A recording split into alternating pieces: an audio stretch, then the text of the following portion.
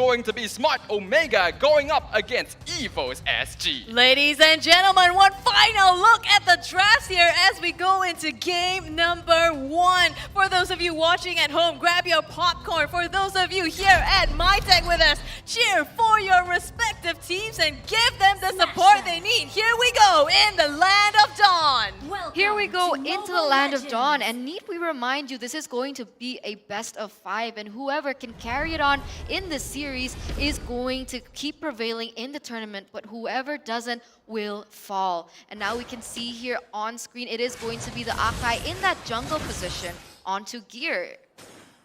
Certainly a little bit unusual for EVOS SG, but a very solid pick overall. Going to be able to scale up very quickly, hit that level 4, which is what EVOS SG desperately needs in order to make sure they keep Omega at bay. In the early game, all of these tankier heroes on the side of Omega are definitely going to have the advantage, not to mention the Natalia being played by Chaknu.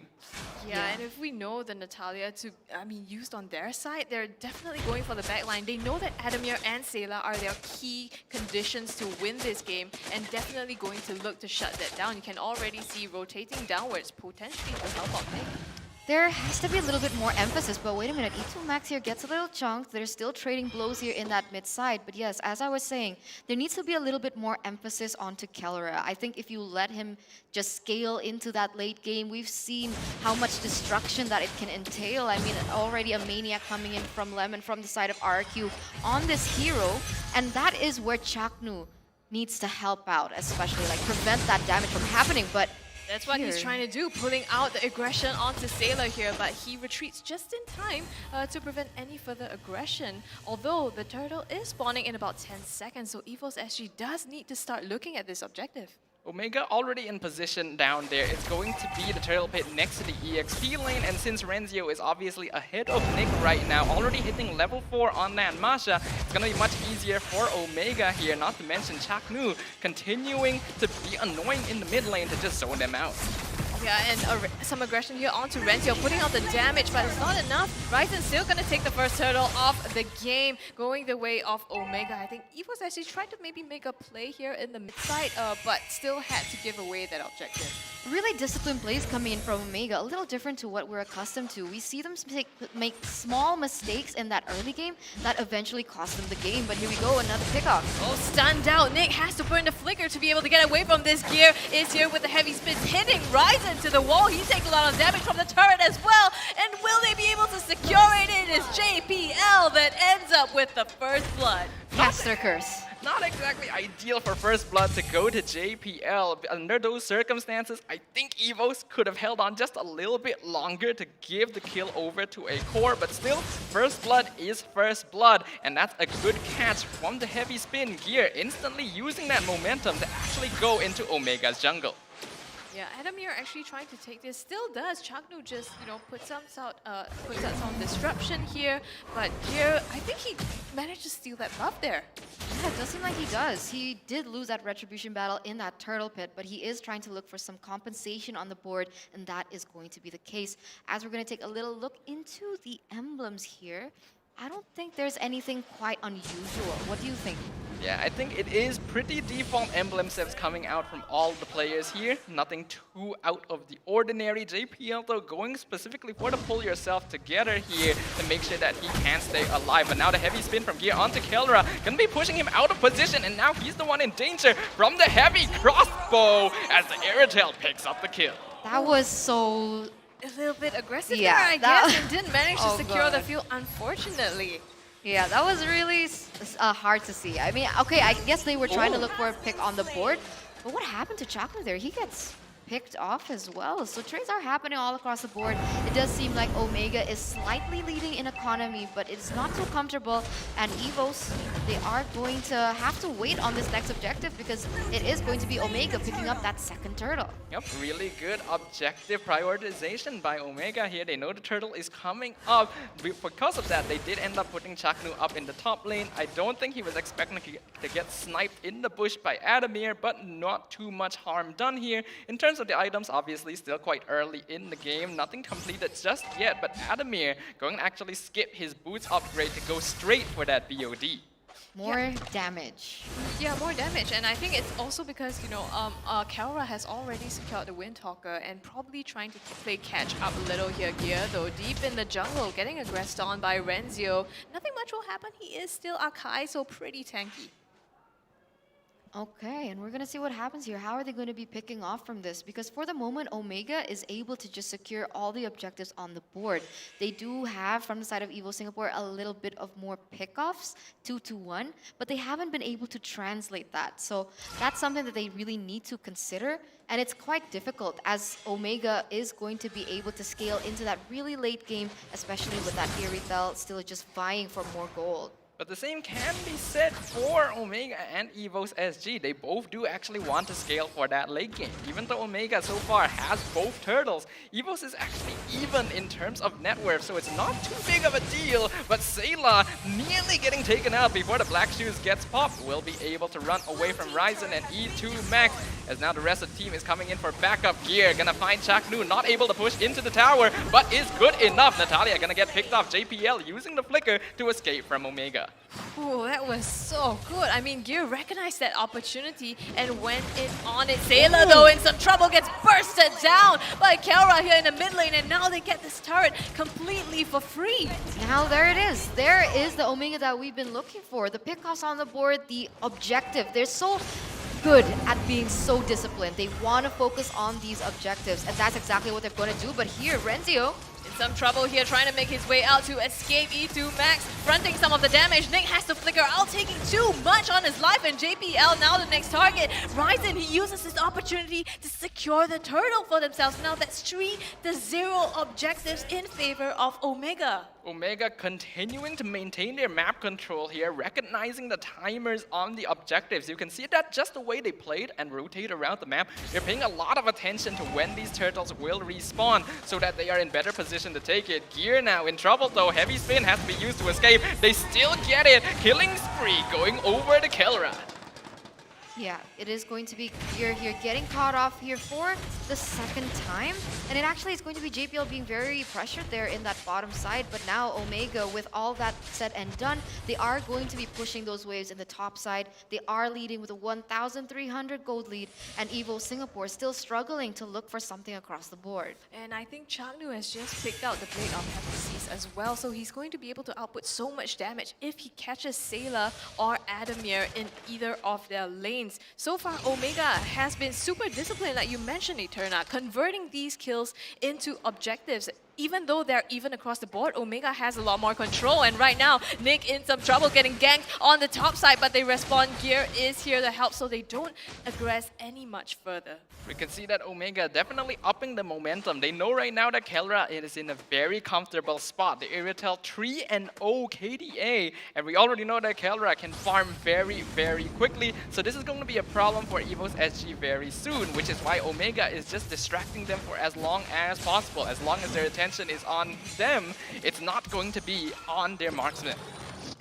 Yeah, they're rotating once again to the bottom side, so they are the ones siding the tempo for the side of EVOS, and EVOS are only left to respond. But now Sayla here might be a little bit in trouble, but luckily there is backup and they don't want to commit onto this just yet. But you can see the pressure once again happening in that top side. Masha is just getting all those chunky turrets and health here as Adamir is going to be taking his dear time with 100 KDA here in the 8th, 9th minute. We need to see him scale a little bit into his next extra items to definitely see the potential that he can have when it comes down to that mid game. Yeah, and compared to, I mean, 1-0-0 you mentioned, but on the other hand, Kalra is 3-0-0 as well. So in the late game, this is looking pretty bad for them. Yeah, definitely. This is not where EVOS wants to be right now, but a 2k gold difference at this stage of the game is not actually too bad. They just need to be able to regain momentum. Adamir gonna take the tier 1 tower down bottom. Gear, he's thinking about it. He wants to go for that heavy spin, but it's a bit difficult on Renzio. Both teams are squaring up to take this Lord around the Lord pit. Yeah, just baiting it out at this moment. EVOS SG taking the position, but Chaknu though in the back line looking to see if he can make a play. Gear goes ahead to start out the fight here. Heavy spin to zone them out, but has to back away. They don't know where Chaknu is. They have to be careful, but Nyx takes too much damage, and in the back line they find Adamir. Chaknu gets a kill onto him. Sailor running for his life, but Kelra manages to secure that as well. 2 down on the side of EVOS SG, split up completely by Omega. That was just so well played, so well executed by the side of Omega. They were able to bait Gear to be able to, look for some initiative. He gets caught out, they retreat, but unfortunately their positioning was not on point, and Adamir was able to be taken down in the process. And the whole time that EVO Singapore was trying to set up for that Lord, unfortunately, Natalia Chaknu was able to go up into that and manipulate the waves and actually take a turret in the top side. Yeah, I 100% agree with that observation there. Omega was definitely controlling that fight to make sure that the important cooldowns on the side of EVOS were expended before they tried to go on the Lord. E2 Max now already doing a fair amount of damage, stole the black shoes, so able to escape. Heavy spin wasted again from the side of EVOS SG.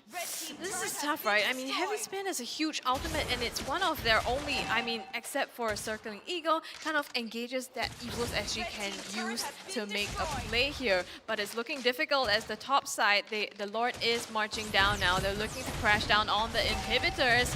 Not going to be able to take one down just yet. Yeah, not just yet. Still with a 6,000, almost 7,000 gold lead, Omega, they are sitting quite comfortably, almost at 10,000 as well.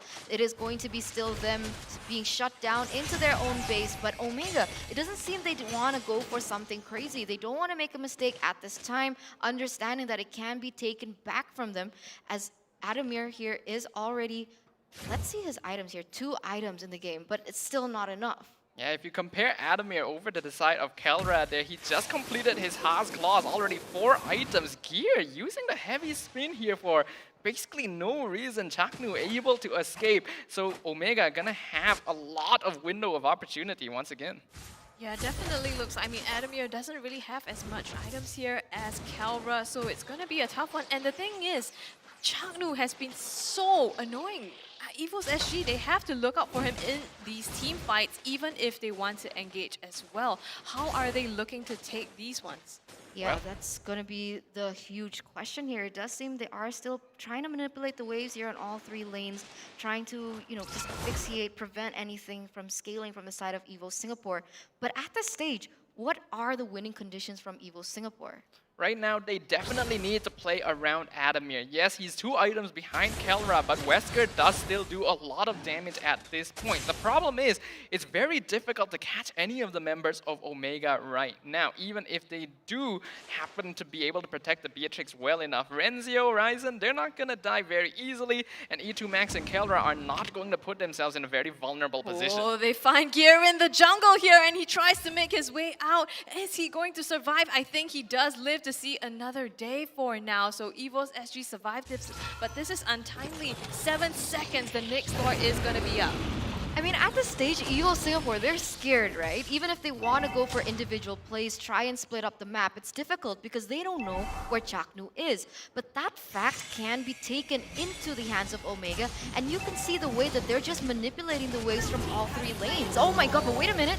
Renzio finds Sayla as well as Adamir in the backline. They heal up just fine now, but this is the pressure, Zaffa, that you talked about. Yes, Chaknu isn't there, but here is Renzio also able to make it all the way into the backline. Yep, if we look at the overall team composition as well from Omega, as compared to EVOS SG, they really do need to be fighting as a 4 or 5 man death ball, whereas on the side of Omega, pretty much all of their heroes are capable of holding their own. Even Kelra on the Iritel, thanks to that sprint, should be able to 1v1, 1v2 basically anyone on EVOS SG, putting them in a very difficult situation because it is so easy for Omega to just split push all the waves due to their increased mobility and overall lineup durability as well. Man, yeah. Chaknu goes in for that BOD, Scrubby. What is that? Like, you already have so much pressure, so much pickup potential, and you have to give more damage to that. Yeah, looking at the damage charts, the gold right now, he is, well, somewhere in the middle, but that's gonna even, that's so hard for EVOS SG. BOD on a Natalia. If he catches any of them in the backline, that's basically a dead Sayla or Adamir. The Lord already taking down the top inhibitor as Renzio jumps onto Adamir in the backline just to zone him out. Nick is forced to defend the bottom side as Gear taking a lot of damage. Black Shoes already expended as well. The minion wave will be taken out, but Nick doesn't have enough wave clear speed. He will just barely preserve the bottom inhibitor. And now EVOS SG want to look for the re-engage, but Kelra, he's got a lot of damage. Heavy crossbow already popped down. Gear looking for the heavy spin, but not finding any chances to use it. That's also the thing about the side of Omega, right? With Kelra on that sprint, it's so difficult to catch him out. The only thing you have is a Circling Eagle and a heavy spin, but so far they've also been using some of that defensively, and it's been tough to engage in or disengage from these team fights. Yeah, I agree. I think there's no one from the side of EVO Singapore who could actually catch them at face value, but actually here, gets E2 Max here. He is stunned out and pinned to the wall. Gets that first kill secured now, and now they are looking to re-engage Omega though on the aggression. Adamir in some trouble. Man, it has to be taken down by Chaknu here. They trade out 2 for 1 now, and EVOS SG actually coming on top of this, aggressing onto Ryzen. Is he going to be able to get out? Pops the shoot, Unity, and will be able to retreat. oh, and what initially was, 8,000 gold lead, almost a 10,000 gold lead, has actually shrunken to 6,000 here in the 16th minute. And it does seem like EVO Singapore, with that win, they want to push the tempo once again. Yep. Oh, Renzio dives in with the backline onto Sayla though. Gear with the heavy spin pins him down, manages to peel off for him now, and they safely, I think, no, actually don't disengage. Changno with the burst damage onto Sayla, secures that kill. A little bit of over-aggression by EVOS SG after their previous victory.